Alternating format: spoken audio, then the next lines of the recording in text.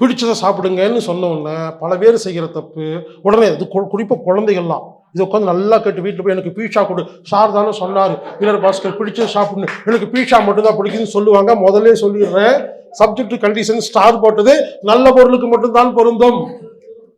உடனே ஒருத்தர் பீர் பிடிக்கும் விஸ்கி பிடிக்கும்லாம் கேட்டுருக்கூடாது. சார் எனக்கு அது மட்டும்தான் சார் என் நாக்கு கேட்குது. கேட்கும், புரிஞ்சுக்க. நல்ல பொருளுக்கு மட்டும்தான் இது ஒத்து வரும், புரிஞ்சுங்களா? இப்போ சொல்றேன் கேளுங்க. Final climax.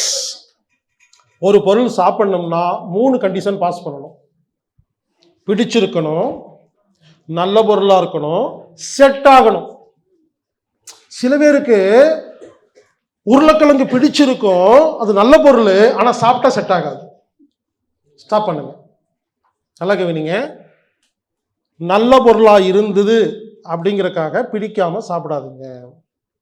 பிடிச்ச பொருள் கெட்ட பொருளா இருந்தா சாப்பிடாதீங்க. பிடிச்ச பொருளா இருக்கணும், நல்ல பொருளா இருக்கணும், புரிஞ்சுங்களா?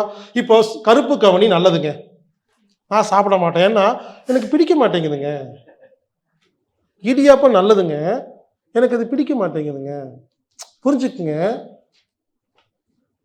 என்ன சொல்ற புரிஞ்சுங்க. சில பேருங்க நல்லதை கஷ்டப்பட்டு சாப்பிட்றீங்களா, அது ஒரு நோய்ங்க. பல பேர் அதாங்க. இப்போ ஏன் தெரியுமா நோய் வந்திருக்கு பல பேருக்கும்? அதுவும் ஆர்கானிக்காக இருக்கவங்களும் ஏன் நோய் வருதுன்னா, யாரோ சொன்னாங்கன்னு சொல்லி கஷ்டப்பட்டு வீட்டில் காலையில் என்ன சாப்பிட்டீங்க, சிறுதானியம் பொங்கல், அதெல்லாம் நல்லதுதான், பிடிச்சிருக்கா, அதான் கேள்வி. நீங்களும் செஞ்சு கூட இருக்கிறவங்க கொடுத்து அவங்களையும் கெடுத்து, அதுக்கு பேசாம சாதாரண இட்லி தேங்காய் சட்னி பிடிச்சா சாப்பிட்டு நல்லா இருக்கலாம். கஷ்டப்படாதீங்க.